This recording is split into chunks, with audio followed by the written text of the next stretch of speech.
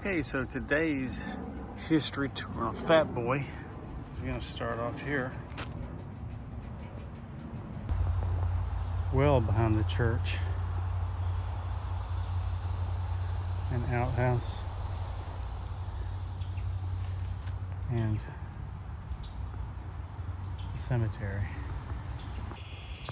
After a walk through the woods to catch a glimpse of a headstone possibly, I came across this very old cemetery, and what I was looking for, this lady, Buttrill,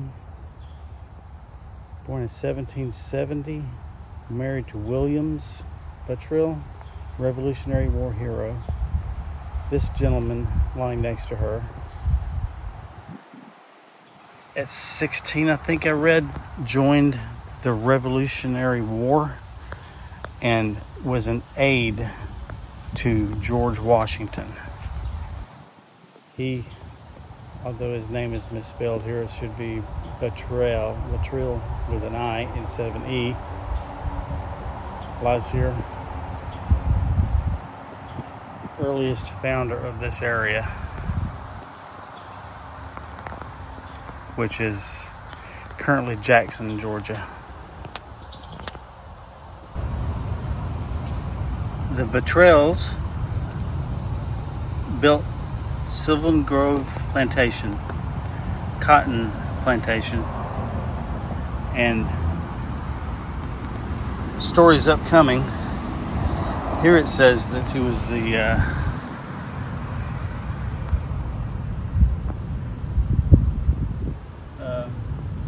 Revolutionary soldier and aide to General George Washington. But the family deeded 12 acres to create a hospital for the community.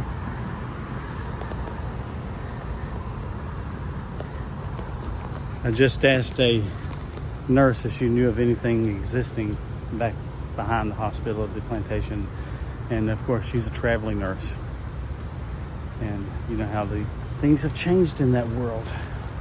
But we are walking over here to a plaque that'll give us a little more information and what led us here.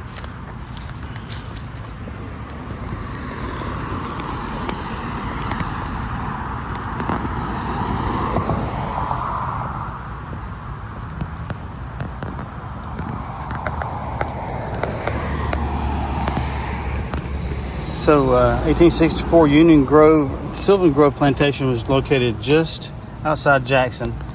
Its owner, Asa Buttrill, built an impressive 14-room plantation house in the early 1830s for his bride, Lucy Manley. The house stood slightly east of a large stone covering a wellspring that supplied water to the estate. On Wednesday, November 16th, as more than 11,000 federal soldiers of the right wing of General William T. Sherman's army approached, Asa Buttrill filled 2 wagons with food valuables and fled south for Macon. Lucy Buttrill remained at home in her room.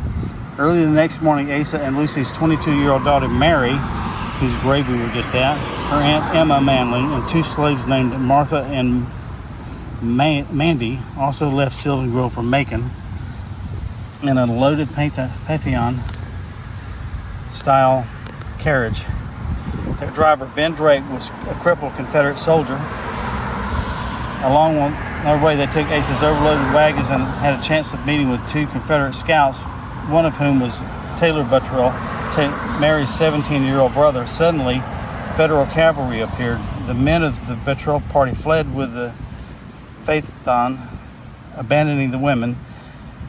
Asa Buttrill was later captured and subsequently released, although his wagons were plundered. One of the Federal soldiers asked Mary, "Ma'am, where are those damn rebels that were here with you?" After a brief conversation, Mary inquired, "Is there a gentleman in this vast crowd who would take us to an officer who would ask for protection from my aunt, 2 maids, and self?" The women were led to a 2-room cabin, and soon to the attention of Colonel George E. Spencer of the Federal 1st Alabama Cavalry. Spencer's regiment was scouting for the 17th Corps. He provided women with clothing, food, and stayed 3 hours while the 17th Corps passed, marching toward Omogi River at Seven Islands. The women eventually were taken home in an ox cart. Spencer was smitten with Emma Manley, and after the war sent letters with gifts of books and flowers, but she rejected his efforts. By the afternoon of November 17th, Union Major General Francis P. Blair Jr. and his staff briefly occupied Sylvan Grove. Blair commanded the 17th Corps, one half of the right wing in General Sherman's army. Federal stragglers looted the estate. Following devastation, there was little to eat at Sylvan Grove except scraps of potatoes and a little corn. The only furnishings remaining at the house were Lucy Buttrill's room plus 3 chairs and a sofa in a parlor used by General Blair. Most furniture and clothes had been thrown out windows, and Mary Buttrill's life work of art was completely ruined, including paintings, oils, watercolors, and India ink.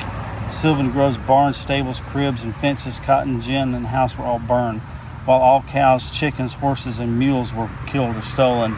2 weeks later, an uncle from an unaffected area west of Atlanta arrived at Sylvan Grove with provisions.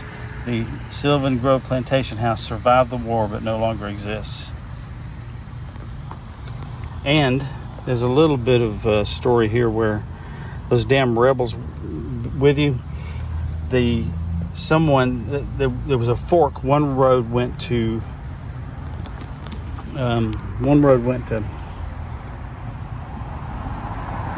Covington, the other to Macon. They said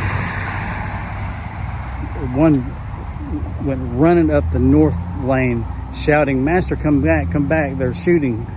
And so the Union soldiers went running up that road for some distance, firing wildly. Oh, let's don't forget my helmet. And they had actually taken the road to Macon, so she saved their lives. And interesting little story for just stopping, seeing a marker at a hospital. Rabbit holes you can dive into, huh?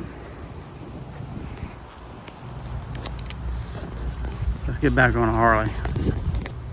Well, that was interesting to me. I hope it was to you as well. Let's get back on a motorcycle.